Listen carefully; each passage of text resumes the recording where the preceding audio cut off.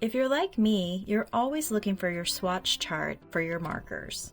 So today is going to be all about getting myself some access to the colors without having to search for my swatch chart. And I'll share the materials if you want to try it too. In case you're just joining me, as I'm decluttering my shuttle art markers, I have been noticing that the colors are kind of off, which most markers are. The items you're going to need include the markers that you want to reference easier, possibly some scissors, and then you want to get the ones that are rectangular, and I will leave them in the video description. I also want a fine liner that will work with alcohol markers because some fine liners will actually bleed. I'm going to go through here. I'll let you see like a time lapse of me doing this, and then I'll share my findings if you don't mind. Step 1. Remove the label edging. Step 2. Write the color number. Step 3. Add the marker color. Step 4. If you love the brush tip, I would recommend putting it where the chisel end is. And then it has the number if I want to see my writing on it. But I know if I lose a cap, I won't know what the color is. But yep, that is a really cool, clever thing. Alright, I'm going to go through the rest of these and share any other findings I have. Now I can kind of like grab it and I'll go, oh, okay, it's not too far off, but it hasn't dried yet completely. So I'm going to try to speed this up by adding all the numbers in a row, and then I'll label them. That's why I wanted to have the numbers too.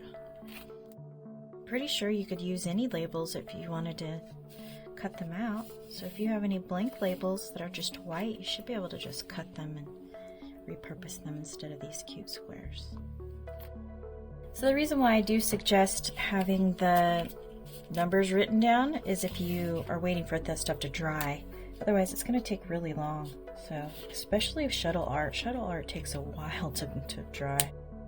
I can get a little OCD at times, but if it makes it faster for me, it's even better. So every time I start a line of numbers, I try to keep them up right here. And once I've colored them, I put them upside down to do the labels. It's like, come on. We're at the last set. I'm not sure if I would do all my oh-hoo-hoos. I think until I could get through all these, I'm not going to worry about it. Alright, here's the end result. I wanted to show why it's pretty important to look at your swatches. So look at this one. Look how different that color is. I've just noticed quite a few times I've grabbed a marker and said, oh no, that's the wrong color. This one's a little darker too. But anyway, I am very happy with this. It's gonna save me so much time looking through my different swatches because I think I have 3 swatches for this one shuttle art. For now, I'm delighted that I'm gonna be able to grab a pen and go. In fact, let's go ahead and do one that I've been wanting to do, if you don't mind, real quick. So this is a book I colored in last night with Arteza colored pencils. The illustrator wants me to use pink, and you know what? I don't think pink's gonna go good with this, and I thought maybe blue would go good with the yellow and the butterfly. So I'm gonna finish this up with all the colors. Now I can grab them because that was the thing. I was like, oh, what colors? And then you just spend so much time looking at your swatch sheet.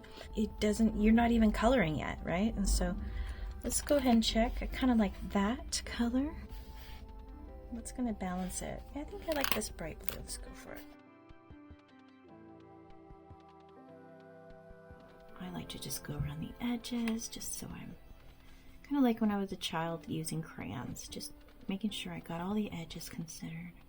And then I'll go straight lines across like that. And you're not supposed to let it dry, but I don't really try to stress about it. Especially with budget friendly, because I don't even know if they're gonna do what I want anyway. The budget markers like these are still really good for practice, so I'm not gonna knock on shuttle art too mad. The only main issue I've had with them is honestly the brown. The brown will bleed within a couple days later, even if you've left the book open for over 24 hours. biggest, but this is Amazon paper, so that's something to bear in mind. So nice to find everything right away. I'm so glad you were able to join me with this little experiment. Well, I think I'm good. I like some of the little light hitting them. Very happy with the results. And I enjoyed using these markers way more, having access to the colors right away. If you find this an interesting tip, I do have a couple others related to art supplies, so please leave a comment if you want to see more videos like this. Thanks for watching.